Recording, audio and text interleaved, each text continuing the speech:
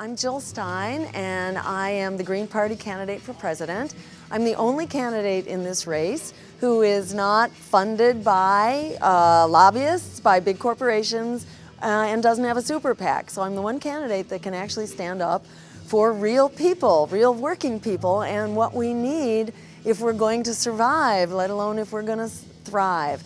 And in a nutshell, we are calling for an emergency jobs program with good jobs so that everybody has a quality job. And as part of an emergency program to fix the climate crisis before that, before that barrels down on us with a catastrophe, we're calling for bailing out students.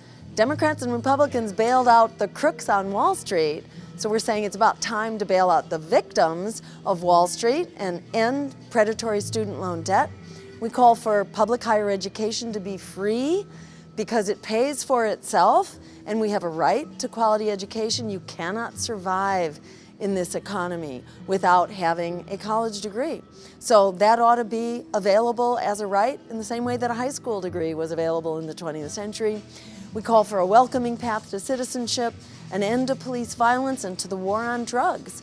We should be treating drug problems as a health issue, not as a criminal issue, an end to mass incarceration, and health care as a human right. Through Medicare for All, it pays for itself simply by putting the dollars that are going into profiteering and into waste and bureaucracy. Put that healthcare dollars into healthcare, and we've got all the money we need to cover everyone head to toe. And finally, we need to end these catastrophic wars for oil, these regime change wars that are eating up half of our budget, and almost half of your income tax is going to pay for this bloated and dangerous military budget and these wars that are making us less secure, not more secure. So we're calling for an America and a world that actually works for we the people. We can have that the minute we stand up and demand it, because the number of people in student debt alone, that's 43 million. That right there is actually enough to win this election if we can get the word out that young people can come out and take over this election. You have the numbers to win this election, to end student debt, make higher education free, and ensure that there's a job waiting for you at the other end.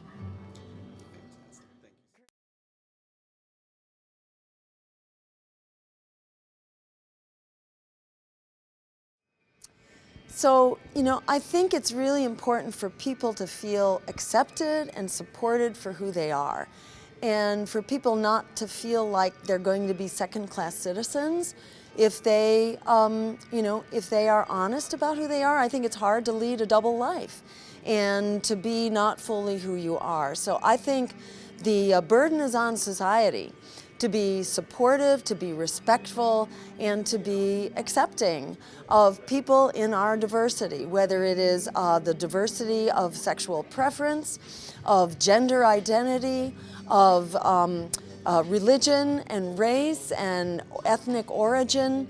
I think we are a diverse human family. It's very important we support that. And as a party, we have long supported equal LGBTQ rights. I was the first candidate in my home state in Massachusetts to support equal marriage. This is in Massachusetts, which eventually became the first state to support equal marriage, but I was the first candidate before it was accepted in this state back in 2002 in the governor's race. I was supporting equal marriage. The Greens have always supported equality across the board, and we need to ensure that that equality also extends into the workplace so that jobs are protected and people don't feel like they have to hide if they are transgender or if they are gay or lesbian. People should be free to be who we are and to be proud and comfortable and respected as being part of a diverse and accepting society.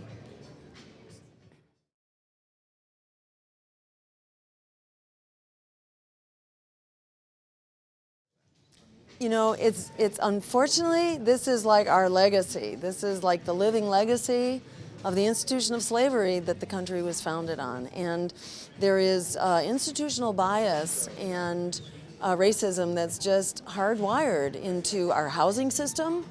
That is housing segregation and inadequate funding for poor people and people of color into our education system. And in fact, education reform has been an assault on poor communities and communities of color whose schools have been closed. Thousands of their schools have been closed under the Obama administration, sadly enough to say.